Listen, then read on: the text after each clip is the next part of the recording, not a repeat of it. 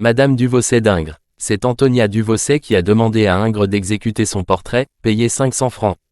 À l'époque, elle est la maîtresse d'Alquier, ambassadeur de France auprès du Saint-Siège. 40 ans plus tard, elle vit dans une très grande pauvreté. Elle revient voir le peintre qui, elle l'espère, la reconnaîtra, dans l'espoir de lui revendre la toile.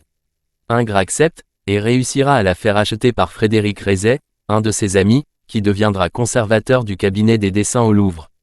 Le duc d'Aumale, fils de Louis-Philippe, s'emportera par la suite acquéreur pour l'accrocher dans son château de Chantilly. Légué à l'État, ce château abrite aujourd'hui le musée Condé. J. Ingres Rome, 1807, c'est ainsi que le peintre a signé son tableau, sur le somptueux châle qui voile l'épaule et le bras gauche de Madame Duvaucet. À première vue, ce portrait paraît simple, presque austère. Une dame au visage harmonieux pose de face, centrée au milieu de la composition, vêtue d'une sage robe noire. Mais, si l'on y regarde de plus près, la réalisation s'avère plus subtile.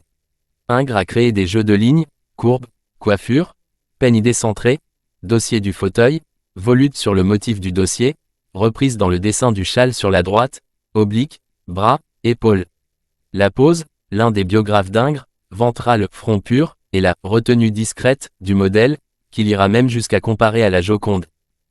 Déjà dans ses premières toiles, Ingres joue allègrement avec les déformations anatomiques.